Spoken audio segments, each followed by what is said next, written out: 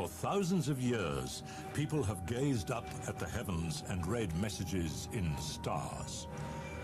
From studying the skies, astrologers have predicted an endless list of world events, including natural disasters, stock market crashes, assassination attempts, and the birth of Jesus Christ. Astrologers have been prized by world leaders, from ancient Greek generals to 20th century American presidents, and epoch-making decisions around the world are still made according to the arrangement of the stars in the sky. But can the movements of the planets truly affect events on Earth? How can astrologers look at charts of the heavens and predict the outcome of a journey, marriage, a war? Is our future really written in the stars?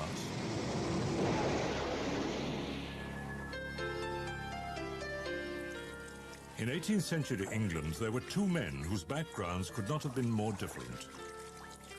One was a humble ironmonger, the other King George III of England. Despite this, their lives were full of extraordinary parallels. They inherited their father's businesses in the same month, married on the same day, fathered the same number of boy and girl children, were ill at the same time, and suffered the same accidents. Even their deaths were separated by only a few hours. They weren't related by blood, but they were astrological twins, born at virtually the same time and only a few miles apart, and their horoscopes were identical. According to astrological belief, the similar pattern of their lives was entirely to be expected. Astrology, in some form, is familiar to everyone. Millions of people read their horoscope in the media each day, and even the most skeptical know their own zodiac sign. What they may not realize as they scan the newspaper columns is that they are the beneficiaries of the most far-reaching intellectual enterprise in human history. Known as the Queen of Sciences, astrology is our most ambitious attempt to combine science and philosophy into an overall explanation of destiny, and it's as old as recorded history. It began 5,000 years ago as people watched and noted the movement of the stars in the sky. Excited by these observations, they proposed a link between movements in the heavens and human lives on Earth. Since then, astrologers have maintained that there is a meaningful connection between planets and people, but they have never agreed on how or why. Astrology has stood the test of time. It's as popular now as it has ever been, and flourishes in every corner of the globe.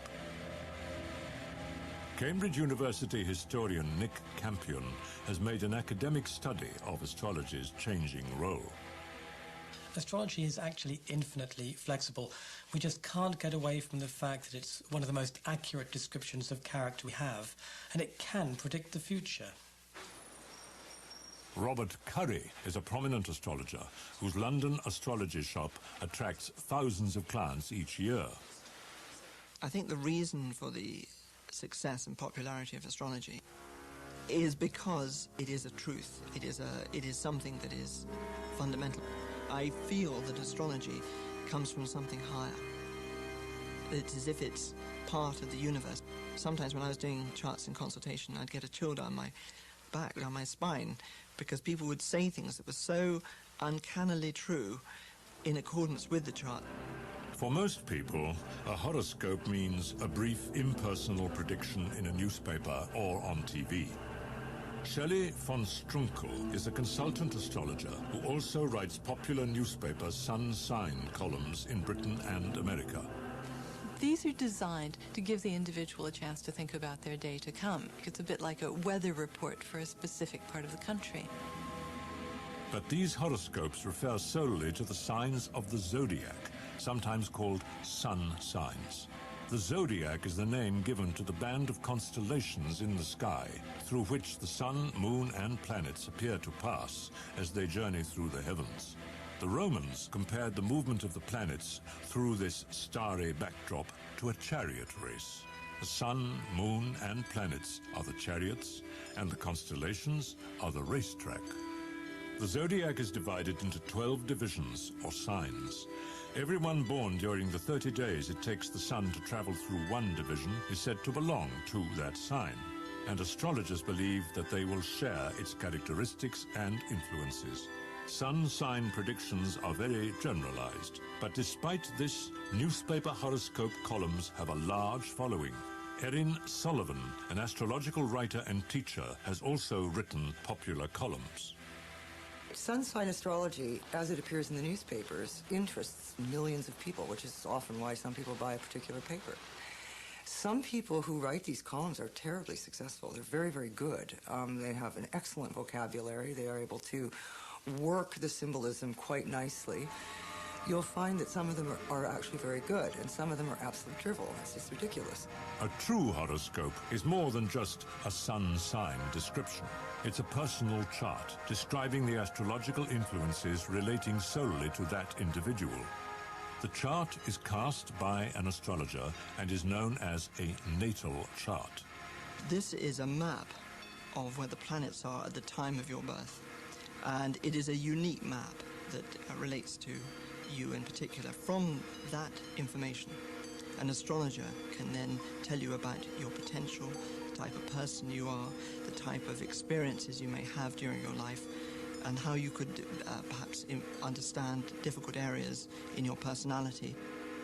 Astrologers claim that a natal chart can reveal whether a person is outgoing, anxious, musical, technical, emotional, and it can indicate an individual's most likely professions.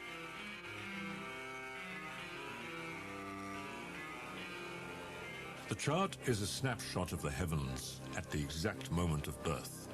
The pattern of the skies can change in as little as 4 minutes, so no one except those born within moments of each other in the same place could lay claim to the same horoscope. Astrological twins, like George III and the Ironmonger, are considered more likely to have similar lives than identical twins born a few crucial minutes apart. Many people don't know the exact time of their birth, but this doesn't prevent them from having a horoscope cast. Usually, astrologers cast a chart for sunrise on the birth date, but there is a longer process called rectification, whereby the astrologer works backwards from the events of a person's life to their most probable birth time. Anyone who knows their birthday can visit an astrologer to have their horoscope drawn. It's not a lot different from going to see any other consultant, except first you've got to provide your birth date, place, and time. Normally, before the individual attends the appointment, the astrologer will have calculated a chart, a horoscope. Natal charts can be drawn up for anything which has a birth date. Cities, even structures, can have charts. The Berlin Wall, for example, built in August 1960, had a horoscope which predicted a time of instability and change for November 1989, the date when this historic barrier fell. Nick Campion has even drawn charts for countries. So what we do is take particular politically important moments for each country. For one country, it may be a revolution. For another, a coronation. So for the United States, we take July the 4th, 1776, which is when the wording of the Declaration of Independence was agreed, and this is when the United States celebrates its birthday. Drawing charts for places, groups, or countries is known as mundane astrology. It's the most ancient form of astrology and the one most commonly used by world leaders in history. These horoscopes show the most auspicious time to begin important enterprises, whether it's making an important speech or declaring war. Astrologer Joan Quigley used mundane astrology to select the time for Ronald Reagan's second inauguration as President of the United States. She chose 11:57 a.m. in a chart set for Washington, D.C. And it is a spectacular chart. The sun was in the sign of Aquarius, Ronald Reagan's sign. And Jupiter, the planet of growth, expansion, and opportunity, was next to the moon, which signals popularity. There could have been no better indication for a successful administration. The role of Quigley in the White House was a highly secret one, but politically important dates in modern Malaysia and India are still decided by public astrological readings. A horoscope is based upon a map of the heavens. It's a very detailed map, and astrologers are grateful that computers have taken over the time-consuming task of physically drawing up the chart. Henry Weingarten is a financial astrologer who generates thousands of charts each year. The role of the computer is similar to what it was to have students many years ago. They're doing the routine calculations for you, but the actual analysis is done by a professional. The map comes to life when a skilled astrologer begins to read it. Astrology is a technical subject, requiring considerable knowledge of the planetary influences revealed in the chart. Practice and experience are the key. Your love life's not very satisfactory. Astrologers do not claim that horoscopes categorically predict the future. They say that the stars don't compel, they only incline. So no horoscope would declare that an accident is going to happen, only that a particular moment is accident-prone. Astrologers aim to provide their clients with extra information, thus adding to choice, not restricting it. Many people find that having a horoscope read provokes thought and forces concentration on the issues. It helps them with decision-making. How can analyzing a map of the heavens affect the personalities and actions of people on Earth? The solution lies in astrologers' belief in the nature of planetary influence, a belief that began 5,000 years ago. Around 3000 BC, the foundations of astrology were laid among the ancient civilizations of Mesopotamia, now Iraq. Here, in a region called Babylonia, the first astrologers stood on their 300-foot-high ziggurats and gazed at the stars. They noticed how the most obvious heavenly bodies, the planets, seemed to follow strangely erratic paths, sometimes passing each other at great speed, sometimes slowing down, and even going backwards. These ancient observers worked out what 20th century scientists using space probes and telescopes have confirmed: that the planets have regular orbits and that they vary in position, brightness, and speed as they follow their paths. The Babylonians also began to record a connection between these patterns and events on Earth. The Mesopotamian philosophy, which continued well into classical Greece and Rome and into Renaissance Europe, was that the whole world was alive. And by the whole world, they meant the universe, the stars, as well as the Earth. And they continually believed that nature was talking to them. And behind nature were the forces which they called the gods and goddesses. For the Babylonians, the forces of nature extended into space, which they saw as inseparable from earthly life. These first astrologers saw the planets as embodying the powerful yet capricious gods and goddesses, each planet resembling in appearance and movement the character of its god.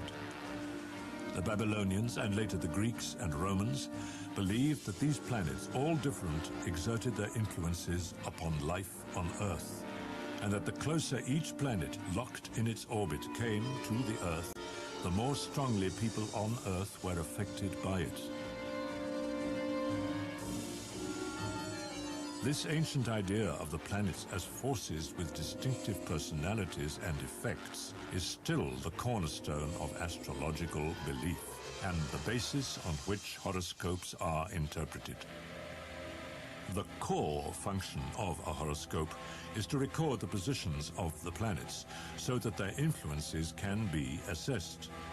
This chart, the horoscope of John F. Kennedy, is recorded in a shorthand developed by astrologers through the centuries. Although this shorthand has changed little over the years, the mechanics of drawing the chart have been transformed by computers. But astrologers still learn to calculate and draw charts in the traditional way, using astrological tables. If we wanted to calculate the horoscope for President Kennedy, we would first of all need to look at his time, date and place of birth. Now, he was born at 17 minutes past 3 in the afternoon in Brookline, Massachusetts on the 29th of May, 1917. Our first simple calculation is to work out what the time was in London, which we would call Greenwich Mean Time. And the reason is quite simple. It's that all the planetary tables are calculated for London. Now, with that information, we can then go to the table of houses and make one slight further adjustment and then look up his rising sign, which happened to be Libra. The rising sign is a sign rising over the eastern horizon when you were born. According to all astrological traditions, the rising sign or ascendant is as important in your horoscope and character as the sun sign. So, taking President Kennedy's chart, his rising sign is Libra, we mark that carefully on the left-hand side, and then we fill in the rest of the signs of the zodiac around the outside, through right round the circle, round back to Virgo.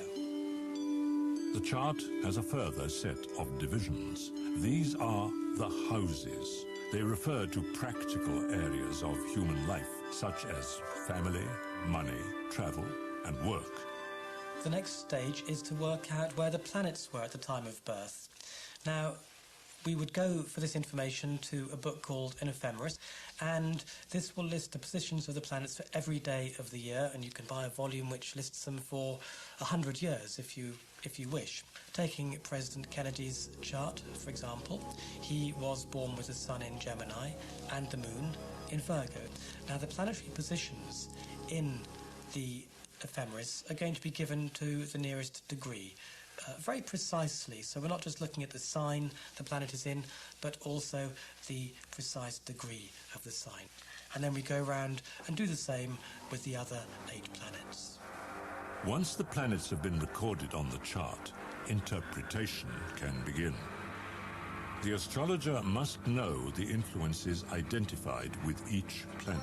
In Kennedy's chart, the most significant planets are Jupiter, the planet of leadership and success, Mercury, the planet of the mind and communication, Mars, the planet of war, Venus, the planet of love, and Pluto, planet of death and endings. The relationship of planets to each other can be as important as their individual effect. One powerful grouping is a key feature of Kennedy's chart.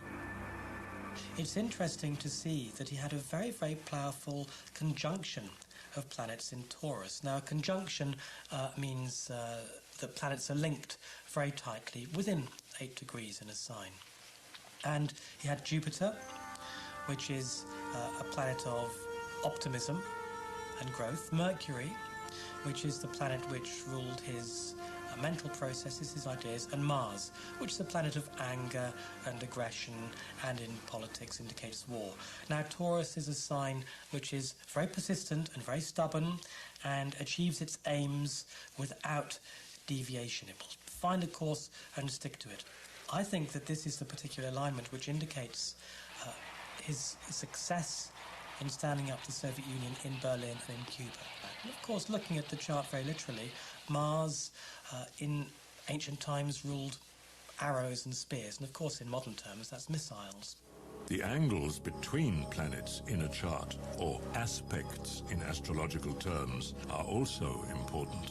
The next stage of interpreting the planets is to look at the planetary aspects.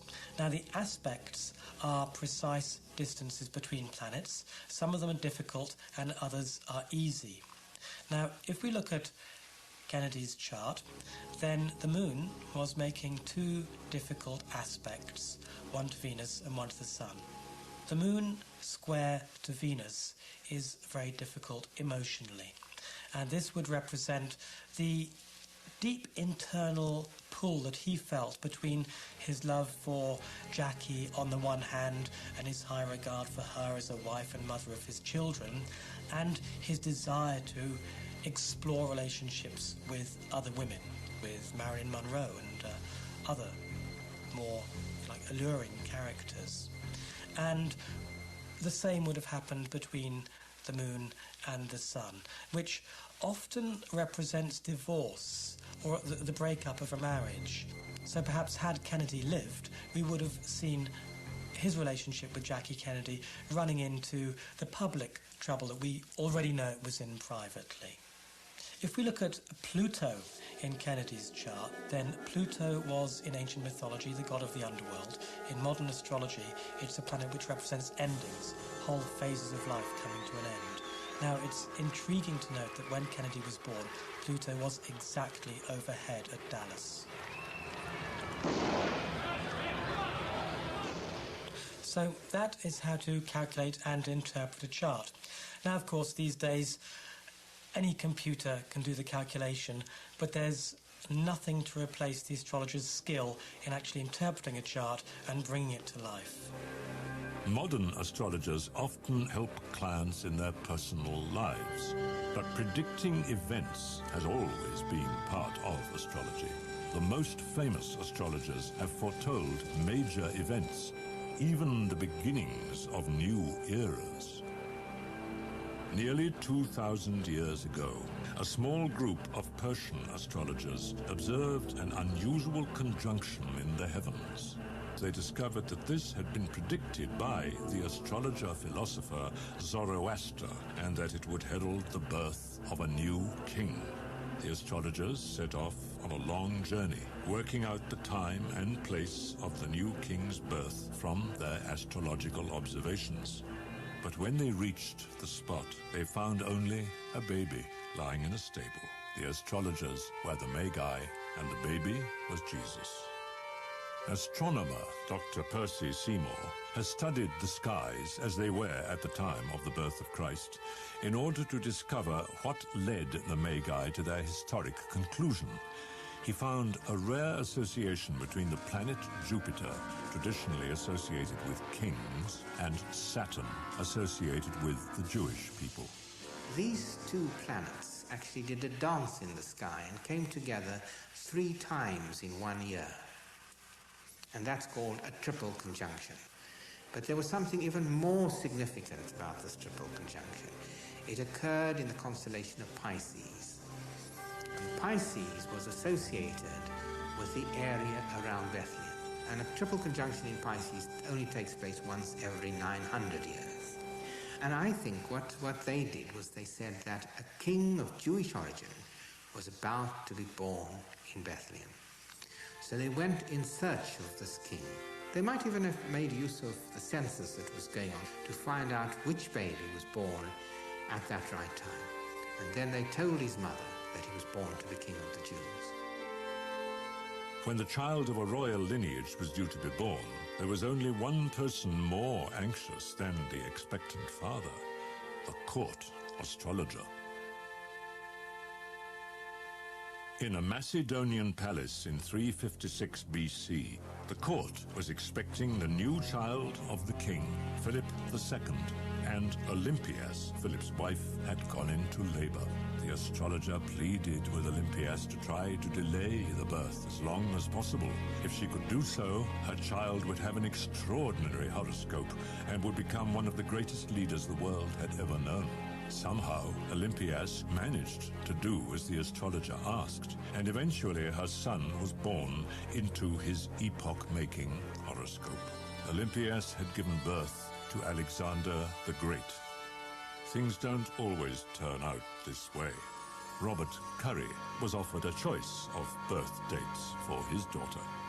We spent ages looking at it. We worked it out. It was a tremendous responsibility.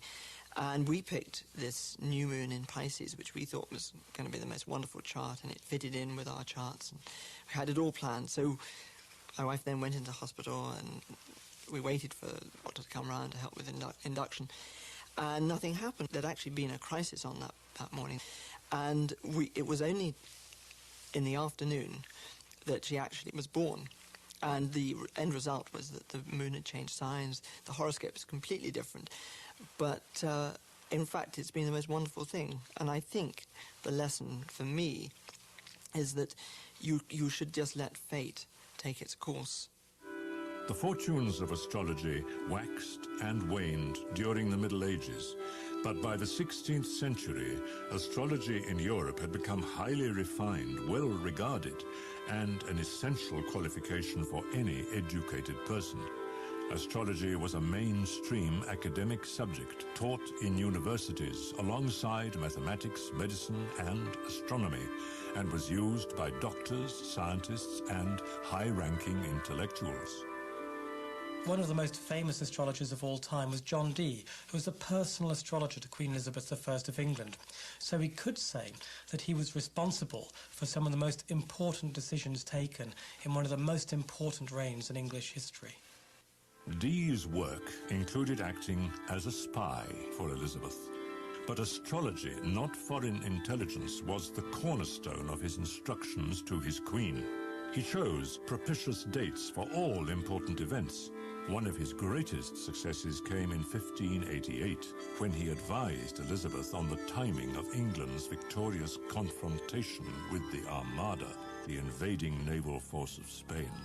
The way he would have worked would be to have looked at Mars, which was England's planetary ruler, and if that was stronger than Jupiter, which was Spain's planetary ruler, he would have said the Armada would fail, as it did.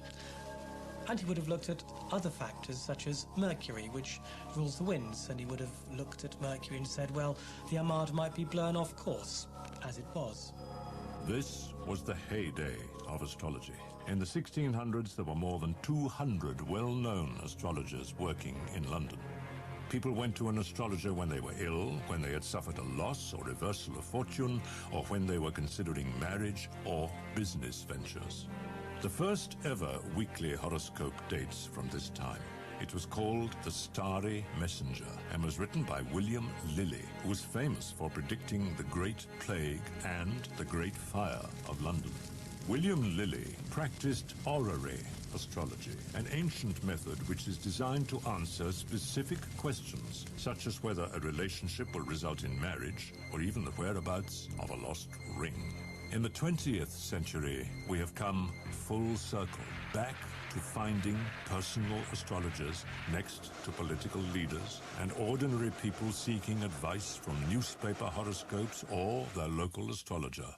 They have decisions to make, and they use horoscopes to help them. During the Second World War, Hitler secretly employed an astrologer, Karl Kraft. The Allies discovered this and decided to employ one too. They hoped that their astrologer would come to the same conclusions as Kraft. When Kraft compared the charts of Rommel and Montgomery just before the North African campaign, he could see that Britain was certain to be the winner.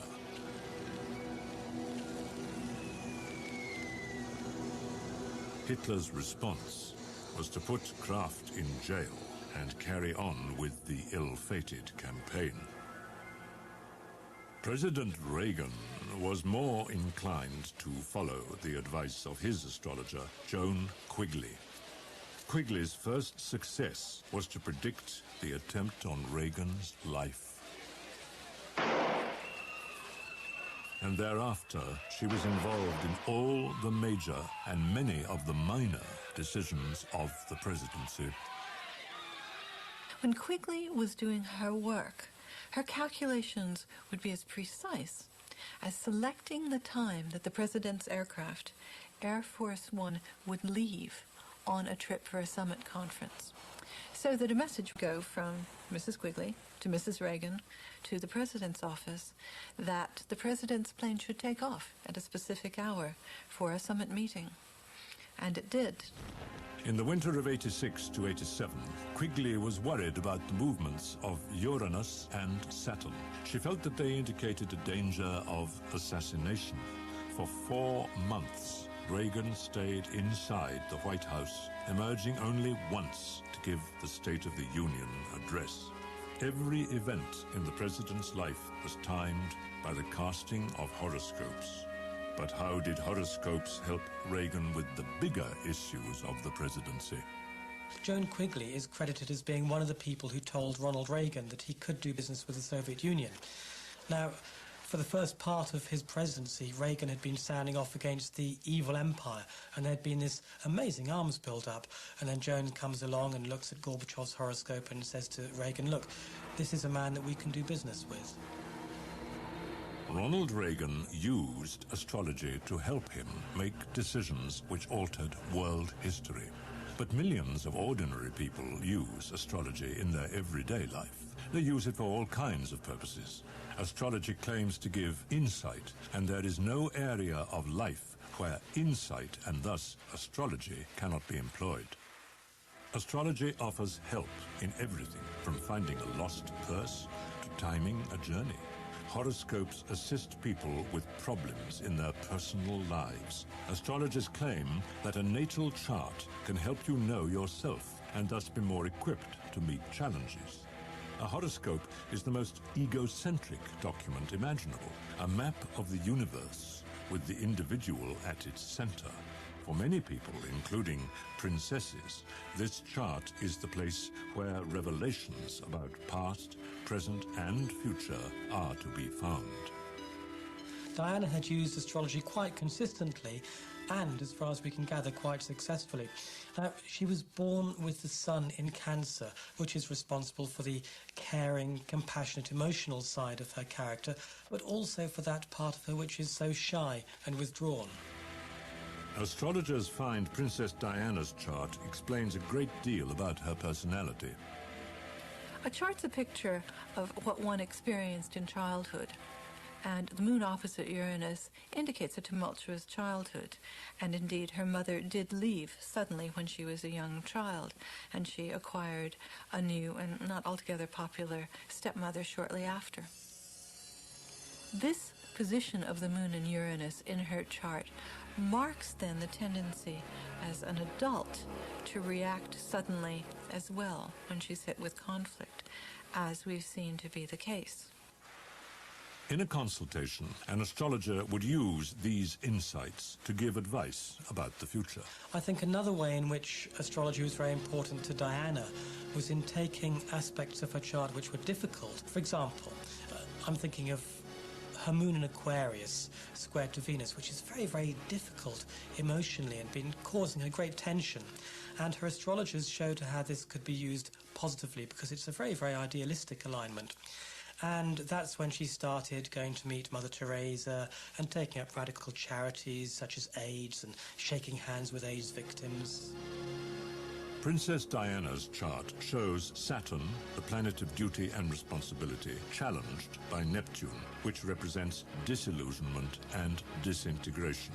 And her Venus, the planet of love and romance, is opposed by Pluto, the planet of hidden things, opposition and endings.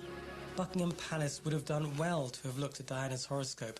Had they done so, they would have seen somebody who just couldn't be contained in a tight, constricting atmosphere, who just couldn't obey the rules. And I think had they done so, they could have used the situation of the breakup of the marriage just so much more positively. But could a comparison of the prince and princess's charts have been the most useful way of avoiding a potentially disastrous marriage? Few astrologers would claim that charts can say whether two people will be happy together, but they do think that horoscopes can reveal potential problems. Prince Charles's chart shows his Venus next to Neptune in a position which indicates idealization of women, particularly his mother, a definite problem for any wife to contend with. And a look at Princess Margaret's chart reveals an unhappy outcome for romance. It shows Venus, standing for love, opposed by Saturn, the planet of duty, foreshadowing the crisis in which she gave up the love of her life, a divorcee, to avoid a damaging scandal. Astrology is often used when people are thinking of marriage. Astrologers find that it's one of the most popular topics in their consultations. The questions are often about the chances of success in specific relationships. Astrologers such as Eugenie DiSerio in New York offer help in this area. In terms of relationships, astrology can really be an X-ray into a person's nature and a partner's nature. Of course, a lot of people have problems, and they want to say, well, this is my birthday and this is my partner's and our relationship is in shambles. Do you think there's a way that we can find an answer to it? And we look, and usually the astrological signs in the chart will show if there's conflict or things people have to work around. We'll give them that advice. To help people avoid these kinds of difficulties, Eugenie operates an astrological dating service which arranges astrologically compatible introductions on the internet. Some people go to astrologers for medical advice, usually alongside conventional treatment. Medicine and astrology have been linked for thousands of years. Each part of the body is represented by a subdivision of the zodiac, and horoscopes are said to reveal potential health problems. Medicine isn't the only area where astrology claims some success. Astro-economists are a new breed of financial advisors who use this ancient art to help them play the stock markets. Some investment houses use astrological information as well as the more conventional sort of market predictors. Henry Weingarten has many successes to his credit. We have a proven track record. I called the Tokyo market crash 2.5 years in advance to within 2 days. In Wall Street itself, people there are only interested, does it work? How often does it work? How reliable is it? And how much money can I make from it? These are not straightforward predictions. Each decision is based on information from dozens, sometimes hundreds of charts, which are interpreted and collated by the astrologer. I first decide where in the world I want to invest, looking at the horoscope of a given country and the horoscope of a given currency. Then I tend to look at the horoscope of the stock market or bourse involved, the sectors that we're interested in investing, and then finally the stock itself. Many market surprises, not all of them, are chartable by astrology, such as the U.S.-Mideast War, which is something we were anticipating. Business horoscopes seem to work in the same way as personal ones. They outline the influences, possibilities, and probable outcomes, and guide rather than dictate a decision.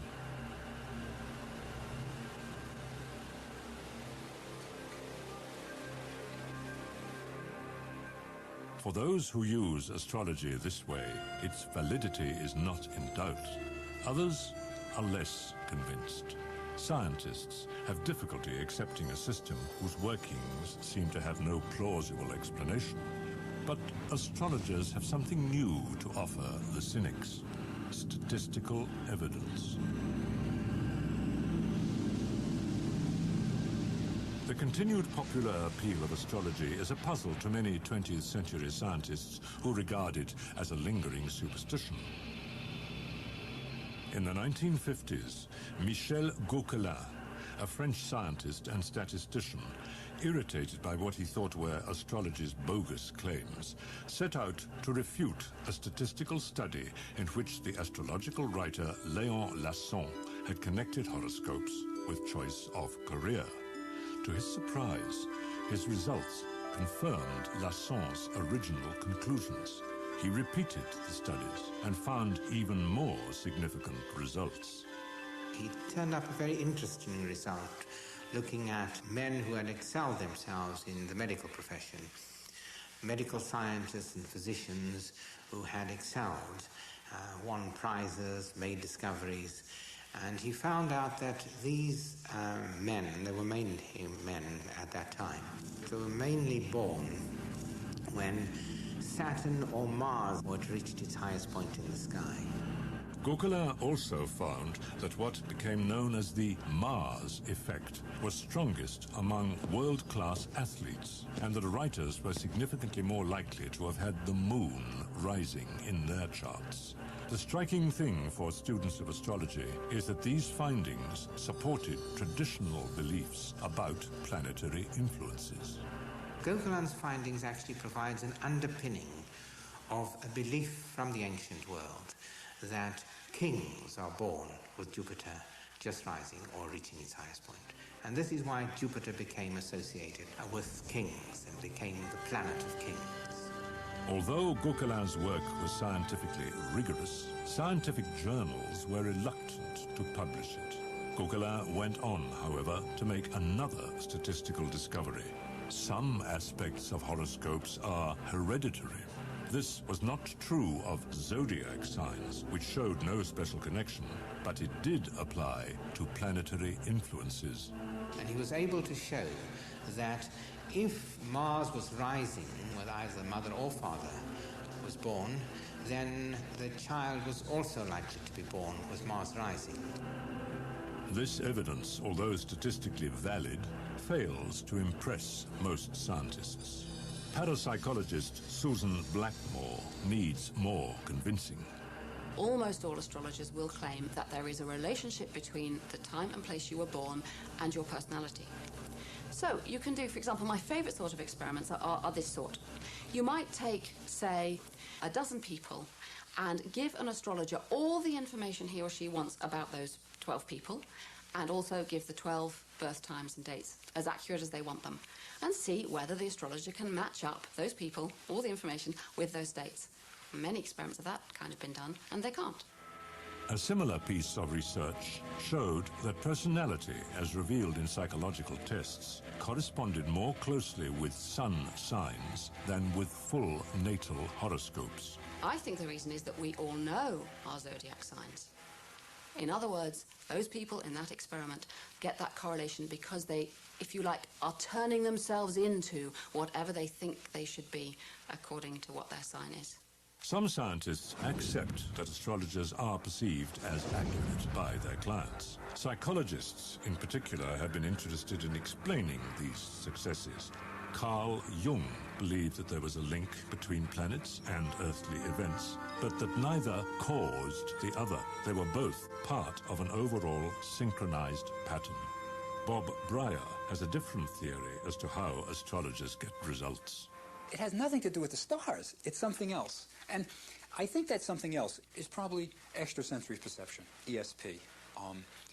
If astrology really worked the way many astrologers claim it does, that there's a direct correlation between the position of the heavens at the time of your birth and your subsequent actions, then the best astrologer would be a computer. But I think most astrologers feel that you can't do it just with the computer. There has to be an interpretation.